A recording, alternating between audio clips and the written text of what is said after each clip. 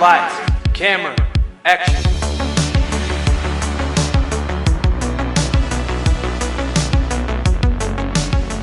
Hey guys, welcome back to the podcast. Hello. We are on episode 5, and today we are going to be covering the Hunger Games. We're super glad to have you back with us. In last week's episode, at the end, we mentioned that there is going to be an upcoming giveaway. Stay tuned for more details on that. Em and I are actually going on vacation soon, so we don't want to get any of that started until we get back, but we will be covering how to enter the giveaway in next week's episode. We will talk about it here on the podcast, but there are going to be a lot of details also on our Instagram and Facebook page. So if you don't already follow us on our social media accounts, be sure to go and follow us. There's going to be updates, and the giveaways are going to be taking place on those pages. So go give them a follow, give them a like, and stay tuned. So with that, I think, Em, you have some introductory details for us? Yes. So for those of you who don't know, The Hunger Games is actually a series of movies. So we're going to be covering the first one today.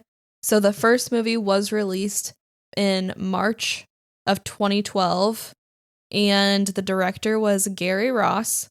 It stars Jennifer Lawrence, Josh Hutcherson, Liam Hemsworth, Elizabeth Banks, and Woody Harrelson. It was distributed by Lionsgate, runtime of 2 hours and 22 minutes. It was rated PG-13. The budget was $78 million, and box office total was $694.4 million. That's pretty good. Mm-hmm. Nice. All right, cool. So I have a few fun facts we'll run through. I'll start off with casting details. So first, we'll start with the main character, which is Katniss. There are many actresses who auditioned to play Katniss. I don't have all of them here, but the few that I knew of that are pretty major actresses are Shailene Woodley, Chloe Grace Moritz, which if you don't know her, she's from If I Stay, and then Diary of a Wimpy Kid, and several others. But in Diary of a Wimpy Kid, she is I can't remember her name, but the girl that is a little bit odd, and we meet her like underneath the bleachers and like during a gym class or something like that. Yeah, I remember her. Yeah. And then Emma Roberts and Haley Steinfeld, which Haley Steinfeld was actually one of the top contenders to play Katniss. I believe it was between her and Jennifer Lawrence in the end. Oh, really? Yeah. Huh. So it's interesting that Shailene Woodley auditioned too, just because she starred in the Divergent series, which is like it's very similar to the Hunger Games in that it's like a dystopian future and involves young adults and you know, stuff like that. Right. So, yeah. Yeah, I love both series very much. Yeah. So next, for actors who auditioned to play Peeta, there are many, but I only have a couple written down. One of them being Liam Hemsworth, who actually plays Gale in the movie, and Alexander Ludwig, who plays Cato. So they both auditioned to play Peeta. Then for Gale, a couple people who auditioned were David Henry. If you don't know him, he played Justin Russo in Wizards of Waverly Place. I believe that'd be his like most notable role. He's also in other movies like Alexander and the Terrible, Horrible, No Good, Very Bad Day, and he was also in God's Not Dead. Yes. Yeah. And then, or no, he wasn't. Yeah, he was. I promise. I'll have to look that up later, I promise. because I don't remember that. If we're wrong, let us know in the comments, but I promise he was the star of God's Not Dead. No, he wasn't, because the guy that is in Good Luck Charlie that plays Spencer, that is the star of it. All right, I'm Googling it. Let's see. All right, you're right. I was wrong. Guys, this happens often where... Hey, it does not. Okay, yes. Okay, anyways, so David Henry auditioned to play Gale, and then also Drew Roy, who plays... I'm sure he's in other things, but what I know him from is Hannah Montana. He played Jesse, so that was like in later seasons when Miley's trying to choose between Jake and Jesse. So Couple of old Disney stars in there. Yes. Yeah. So, next, Donald Sutherland, who plays President Snow, actually wrote a 3-page letter almost begging to be in the movie. So, that's how he kind of landed that role. And then Lenny Kravitz, who plays Cinna, actually didn't even know what the Hunger Games was. The director reached out and said that he thought that he'd just be a perfect fit for Cinna. So if he wanted the part, he could have it. And Lenny didn't even have to audition or anything. He just got the part. So basically what happened was the director called him, told him he wanted him to play Cinna. And because Lenny had never heard of the Hunger Games, he immediately went and got the books and started reading. And he said that he couldn't put them down just because they were so good. And so once he finished the books, he called Gary Ross back and said that he wanted the part. Which is interesting because Lenny Kravitz he's a musician, not an actor, but he does a great job in the movie. Yeah. And then for Haymitch, John C. Reilly was a possible actor for Haymitch, and I believe he was actually their first choice, but it kind of fell through. I'm not sure if he declined or what, but then they reached out to Woody Harrelson, and he actually declined as well, but the director called him and kind of talked him into taking the part, which I'm so glad he did because I think Woody Harrelson does an amazing job playing Haymitch, and I really don't know if I could see John C. Reilly do it. He's a great actor, but I don't know. Haymitch just does such a great job. Yeah, I agree. I mean, John C. Reilly is phenomenal. He got his start on Broadway as opposed to Hollywood, so he definitely has the talent to do it. However, I don't know. Woody Harrelson does such a phenomenal job. It's hard to see anybody else in that role. Yeah. Yeah. A couple more. So first, Liam Hemsworth, as we know, plays Gale. And then I'm sure everybody knows his brother, Chris Hemsworth. Thor. Yes, Thor. So Chris actually helped Liam practice lines for the role, and he also kind of helped him figure out different ways to approach the character of Gale and that kind of thing. But Chris would actually really get into it when he would help Liam practice his lines, and so much so that he would put on a girly American accent and really get into it that way. So I thought that was pretty funny. That's hilarious. That's very much like a brotherly thing to do, kind of teasing him. That's so funny. I love that. So next, the movie The Hunger Games was actually banned in Vietnam, which John, I believe, has a little bit more details on that.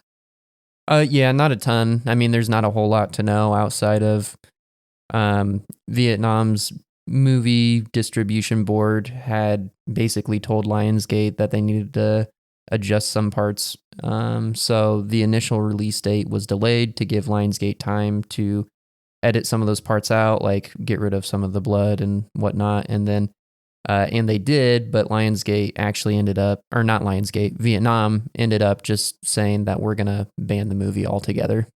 So it was never released. Yeah, which I understand. It is a very morbid thing, just thinking about the plot and everything. Yeah. But it happens all over the world all the time for movies and video games and books and stuff. It's not uncommon, but I was kind of surprised to hear that just because Vietnam was the only country that listed it. Seemed kind of like an outlier. A lot of the time, countries that ban movies are like China and Afghanistan, places like that. But very interesting. Yeah. So while training for the film, actually, Jennifer Lawrence ended up getting pretty injured. She was doing a training exercise and ended up it was some kind of thing where she had to run toward a wall, but kind of start running up. And instead of lifting up her foot, she kind of just slipped and ran right into the wall. And she ended up having to have an emergency CAT scan because her trainer thought she had burst her spleen. Oh, wow. I believe she was okay. I don't know that she actually did. I'm pretty sure she didn't. But yeah. And then she also not only injured herself, but she injured Josh Hutcherson by giving him a concussion. She kicked him in the head in between takes one day. Oh, really?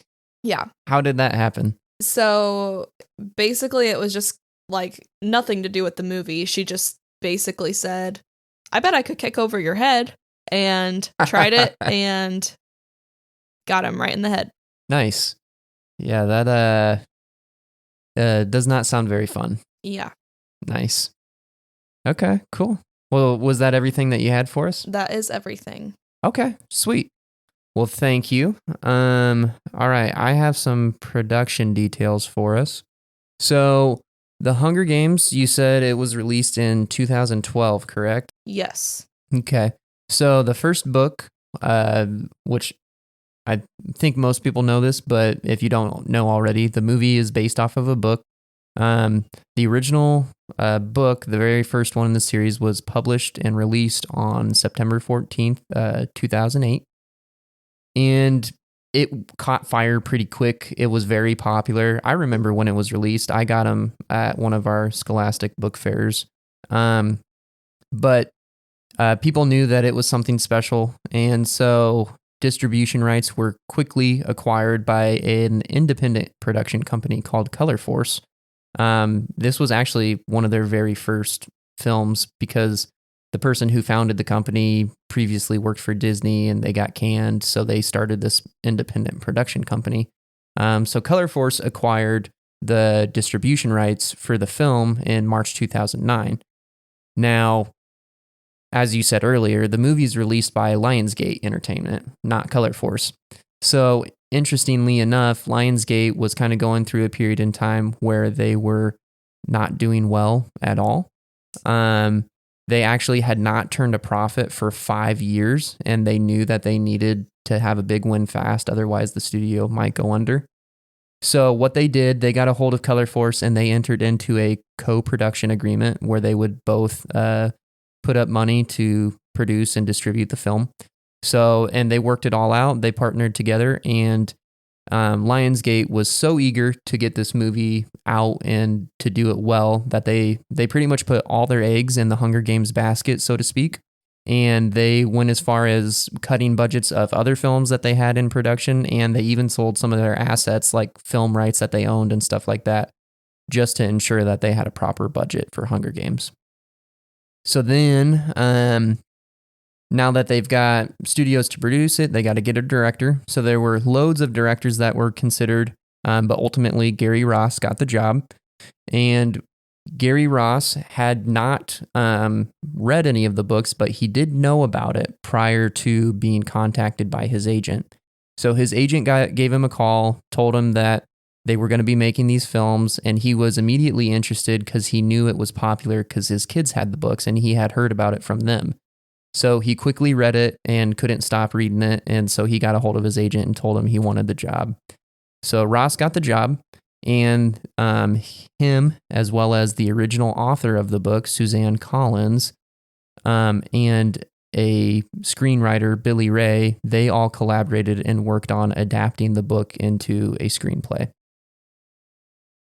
The movie is revered as a very faithful adaptation of the source material, while also improving on parts of the book that wouldn't translate to film very well. So, for example, you have Seneca Crane, who is the head game maker in the movie. Mm-hmm. He's the guy who has like the really weird looking beard, wears a suit and a red shirt. He had a very small role in the book. He was present, but not as much in the movie. And his character was intentionally expanded with scenes like the control room where he's manipulating the games and stuff like that, adding dangers into the Hunger Games. Those were not in the book. Originally in the book, anytime a change was made to the game, Katniss would have like an inner monologue where she was kind of speculating on what they were doing in the control room. Right. But it wasn't Seneca Crane actually doing those things. It was just her kind of wondering what was going on. But, you know, we've talked about this before, but I'm really glad that they did that because they practiced showing, not telling. You know, Mhm. It'd be kind of odd to hear just like Katniss's thoughts and be inside her head Mhm. of like, oh, I wonder what they're doing. This might be what it looks like, as opposed to like just doing it. Right. But yeah. And on that note too, I think if it wasn't for the added scenes that Seneca Crane had, I don't think that the end of the movie would have as much meaning. Like, because spoiler alert, his character dies and is forcibly killed, essentially. I mean, he doesn't have a choice in the matter. Right. And I think if he only had a handful of scenes in the movie, nobody would really care. Not that we want him to stay alive, but there's a better payoff at the end for that. So, okay. So we've got a director, we've got a screenplay. Things are taking shape. You covered all the casting details. So we've got a solid cast of people. But as you had mentioned, these people had to be trained. So Gail and Josh Hutcherson, as well as the majority of the cast, underwent like hand-to-hand combat training, just how to do like general fighting skills, as well as like weight training, general stuff for action movies. But Jennifer Lawrence had to undergo archery training. She did not know how to shoot a bow and arrow. So Lionsgate hired, and I apologize because I'm probably going to pronounce this wrong. They hired Olympic bronze medalist Katuna Lorig. That's my best guess. Don't know. But she was an American bronze medalist back in the 90s for archery. So they hired her to come work with Jennifer Lawrence and teach her how to shoot a bow and arrow. And I think it said that they worked together for 6 months. And interestingly enough, the film is both praised and criticized for this choice. Can you believe that? I can't. Why? So on one hand, you have Katniss, who has this form, which is essentially, it's an Olympian archery form. So it's very beautiful, very technical. However, it's not maybe the best to use with like hunting or combat. So like an Olympian archery form is great for target shooting. But if you're hunting a deer or people, it's maybe not the best.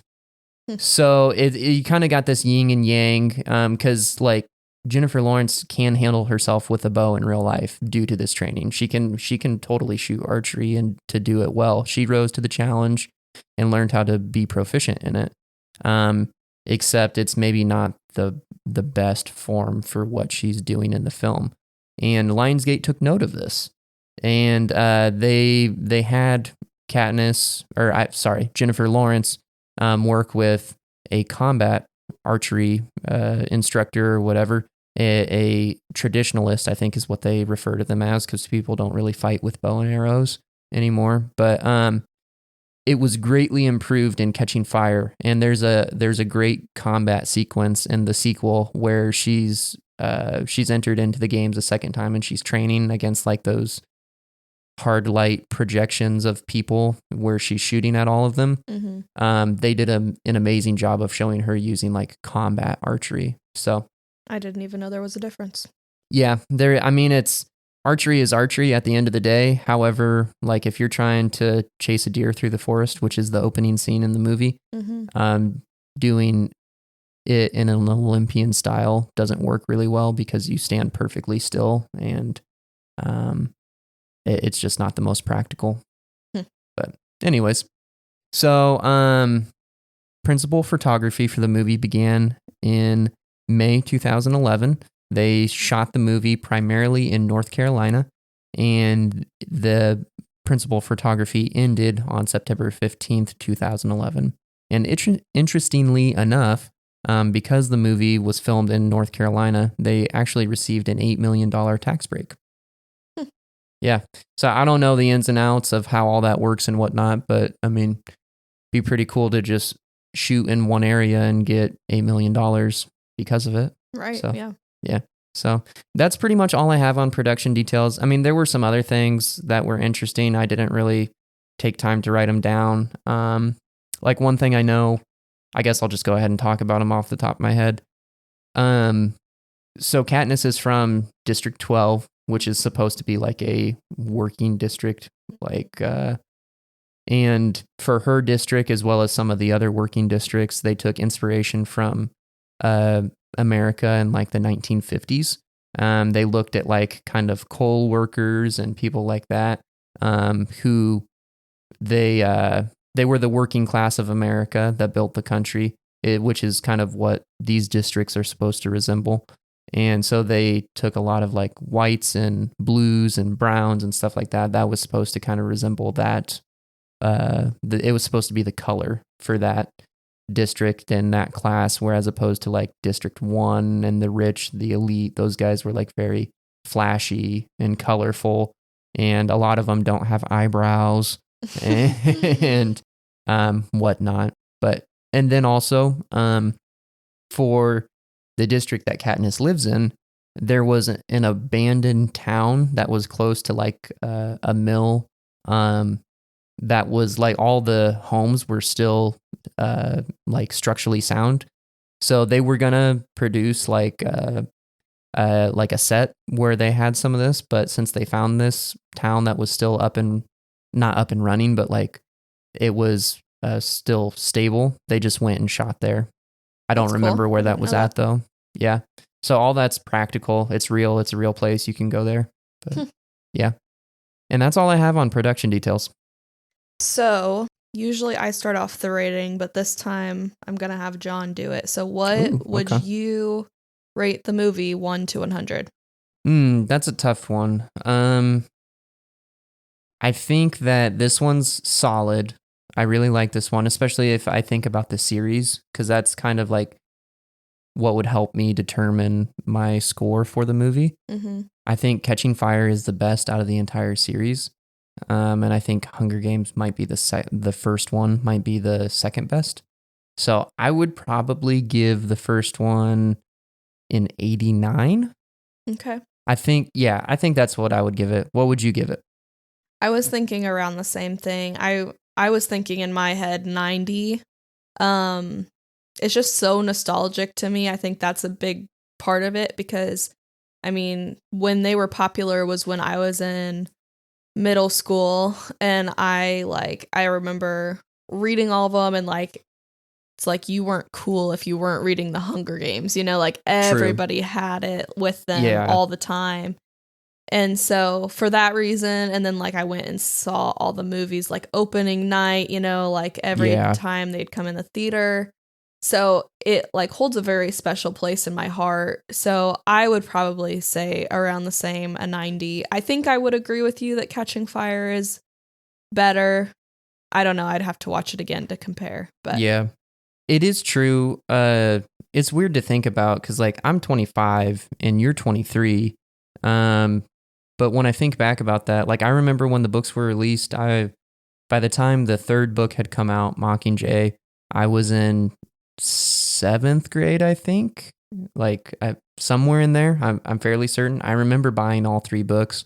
I never actually read all 3. I read the first 2. But I had the books, and it was exactly like what you said. Everybody had them. Everybody was reading them. Everybody was going and seeing the movies. It was just like a very, very popular thing at that time. Mm-hmm. I remember going and seeing the first one opening night with my parents. I think we saw it like on a Thursday premiere. So the movie technically didn't premiere until the next day, but we saw it the night before at like an early premiere. Mm-hmm. But yeah, I remember seeing it with them, and it is nostalgic. But they're also just solid movies. Mm-hmm. Yeah. Yeah. I had a friend that I would go, because we were both like Hunger Games nerds. And like, so every time a movie would come out, we would go to it together. So that was a fun memory. Yeah. So let's talk about scenes that we liked or didn't like. Okay. You start. Okay. I'd have to think some on scenes that I like really didn't like. I mean, okay. I guess there are a few, but I think it's just I don't love scary things and seeing a lot of gore. Yeah. So like, I mean, I love this movie, but there are some scenes that I just kind of have to look away. So not to say that they're bad by any means. Yeah, that's what I would say. I would like disliking a scene doesn't necessarily equate to that, Right. in my opinion, because like, there are plenty of movies that has that stuff in there, but it's still a good movie, Right. so I don't think it contributes to that, but as much as like if it's just a bad part of the movie, like doesn't contribute to the story very well or anything like that. Yeah. So like, for example, like I like struggle to watch the scene where like the tracker jackers fall on all the people because I hate bugs, but also because like when Glimmer gets stung to death, literally, and like then Katniss comes to get the bow and arrow and her hand like crunches. Ugh, I hate that. She sounds like a Cheeto. Yes. Now that's not to say that's a bad scene or anything, because they do a good job of like captivating like how horrible tracker jackers are and how like lethal they can be and showing that. So that's not a bad scene. I just struggle to stomach it at times. Yeah, well, and I think that's the point, right? Like, I don't think anybody would watch this movie and say like, that's good. Right. And that there's any redeeming qualities about anything. That's the whole point of the book, that it's a commentary on classism, right? The separation of the elite and the poor, and that like that quickly gets into like politics and stuff like that too. But this isn't like a pro elite separation of the wealth, and we should be killing people. That's not the point of this movie. This is obviously gruesome and really disturbing to think about and watch. But it's also a story of hope, right? And a story of not being subject to that oppression, right? And so yeah, I agree. I don't know for me that I can think of parts that like I don't think were done well, right? Or parts that I dislike, or parts that I don't know, that aren't good filming, in my opinion. There's nothing that immediately comes to mind. The only thing I can think of is in the beginning of the movie when Katniss's little sister Prim gets selected for the Hunger Games and Katniss volunteers as tribute. They take Katniss back into like that private room, and her mom and Prim come in to say goodbye, and then Gale comes in to say goodbye and whatever. The only thing that I can think of that like I dislike, and it's not a big deal. It's an important plot detail, but I don't know. I feel like maybe it could have been done in a better way.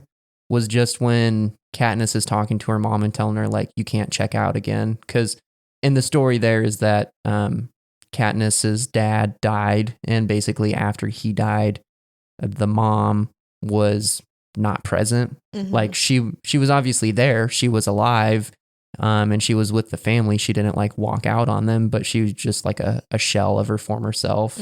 She was not engaged. She couldn't take care of Prim, and Katniss basically had to be her mom.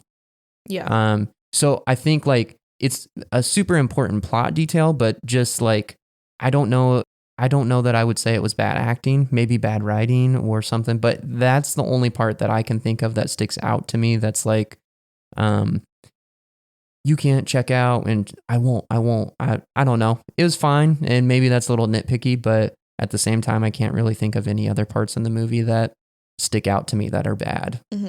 I don't disagree with you on that scene. I think the biggest thing for that is I think the people who created the movie were kind of like banking on you to have read the books in some instances, because like that scene, I specifically remember reading it in the first book. Like they elaborated a lot more at the very beginning of the book, like that her mom did check out, like that her dad died and her mom was never really the same after that, and that kind of thing. Like they really expand on that in the book, so I think they were just kind of trying to squeeze it in there somehow, and they might not have known the best way to do it. But I believe that scene is in the book where she says that to her mom, but I mean it is kind of like, what, in the movie. And also, I agree with you. Like something's a little off there. Like whether it's the writing or the acting, I'm not sure, but yeah. Yeah. And honestly, that's the only part that comes to my mind as far as dislikes in terms of like film critique. Everything else I feel like is pretty solid. Mm-hmm. And I feel like for a lot of these movies that we're going to be talking about on here, there's not really going to be a ton of scenes that we're going to be like, oh, that wasn't good, because most of the movies we're doing on here are ones that we love. So that's true. But I mean, like, there was a lot that we talked about in Jurassic World that, yeah, that's true. I mean, it just depends on the movie. It can still be a good movie and have like problems. Yeah. But okay, so what about scenes that you did like? Obviously we like almost all of them, so like the top ones. I think pretty much any scene with Haymitch in it is great. I really like Woody Harrelson in this movie. I think that he does a great job of portraying a character who is he's a victor, but is keenly aware of the fact that like this is all a farce. Like this is all stupid, that this is not good by any stretch, that nobody should be excited about it. And he also does a good job of being a mentor to Katniss and Peeta while also kind of being a jerk. Like being like, I think it's talked about more in the books than it is, at least in this movie. They kind of develop it more in some of the other movies, but that he's like an alcoholic and whatnot. And just, I think they maintain the creation of that character or the characterization of that character in the movie well, and that Woody Harrelson does a really good job of walking the line of someone who has a lot of flaws, a lot of character flaws, but also genuinely cares about the kids and wants to help them in any way he can. I think my absolute favorite Haymitch scene is when, I'm sure you could probably guess it. I might be able to, but go ahead. I just want to hear it. So basically, I mean, there's some scenes leading up to this, so I'll just kind of explain it. So, like all of the tributes have to go in and be like judged by like, you know, by the game makers, right, and people who like sponsor the candidates and everything. Yeah, so they have to go in and like basically show what they can do, and then they get a score. So Katniss goes in and shoots an arrow, kind of doesn't do a great job of shooting, and so then the game makers just kind of like turn around and they're not really interested anymore. Even though she's still in there participating, right. they're just they're straight like up ignoring her and eating and, you know, whatever. And so then she shoots again, gets a bullseye, but like they were disinterested after her first shot, so none of them noticed. So then she decides, okay, well, I'll get you to notice me, you know. She shoots an arrow. There's a suckling pig up there with an apple in its mouth, so she shoots the apple right out of its mouth, and obviously that gets their attention. And then she says, thank you for your consideration, puts her bow back and leaves. And so then, like, you know, it cuts to a scene of her with like Effie kind of going off on her, like, that was bad manners. How could you do that? Right, you know, and Effie is the one out of like the core group that Katniss is in. You have Katniss, Peeta, Haymitch, and Effie and Cinna. And Effie is really the one that's like from District 1. That's like an elite who is, you know, like she's wearing the colorful things. She doesn't have eyebrows. She's one of the Richies and whatnot. Yeah.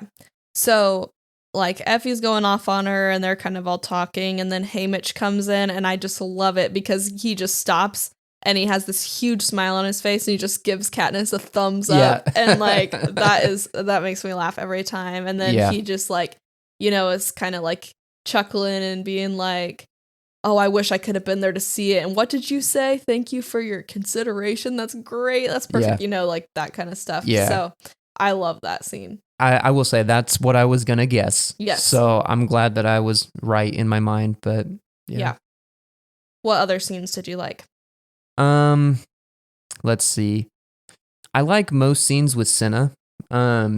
I think that he, again, like we were talking earlier, Lenny Kravitz does a great job playing the character. Someone who I would say is very gentle throughout the movie. He's just, he's kind of a rock that's there for Katniss, who, her world just got turned upside down, and she's not sure like how to even care for herself, and obviously lots of anxiety. She might die. She's got her sister to worry about, and he's just always present and wishing her good luck, but not in an overbearing way. Mm-hmm. But he's just genuine. So I really like pretty much any scene with him. Mm-hmm. I think my favorite Cinna scene is kind of when he's like first introduced, because like Katniss has just been, like hosed down and waxed and, plucked and all that stuff. Mm-hmm. And then she's laying on the table and he comes in and the first thing he says is like, "I'm Cinna and I'm sorry this happened to you." And like, she's like, Mm-hmm. "Most people just congratulate me." And, I really appreciate that he sees that this is not a good thing, and he is very empathetic and, that kind of thing. Yeah. And that actually, I'm glad you brought that up because I forgot about that, but it's very true. Like the Hunger Games are seen as like a great honor. It's Right. by like the elite, and not by the people, so to speak, except for some of the districts. Like, what's the Cato? Is that his name? Mm-hmm. Like he's from District 1, right? I don't remember. He's from one of the wealthier districts, and he is like, I want to bring honor to my district. They're like, and they have like, not Woody Harrelson, Haymitch says that they have like a school for Hunger Games candidates. Like it's a full thing in that district. So there are some that are happy and proud about them, but the majority of the districts do not like them. They understand that this is a tragedy and that it's awful. Mm-hmm. And so, yeah, most people do say like congratulations and whatnot, but he's the first person and only person, I think, to say, sorry. Yeah. Which is really cool. And I think too, that this is relevant to what we're talking about, but I think it's a broader kind of look at the movie. But I think the movie does a really, really good job of conveying just like the heartache, the tragedy, the sadness of all of this. Mm-hmm. Like it's present throughout the entire movie, but it's most present at the beginning of the movie, like when the reaping happens and everything, where the first candidates are selected, where the camera is filmed with a shaky cam. Mm-hmm. You very much feel like you're in Katniss's shoes. Yeah. And it's like they're tight shots and it's on a shaky cam, and it feels, something feels off. It feels wrong, and it's a subtle way. It's not like excessive shaky cam, like in The Bourne Identity and movies like that, where it's almost like going back and rewatching them. They're still good, but the shaky cam and the cuts are so intense that it can be jarring to watch.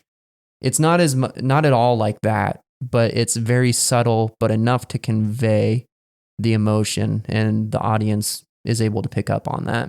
Right. Yeah, I think that's really cool. But. Yeah.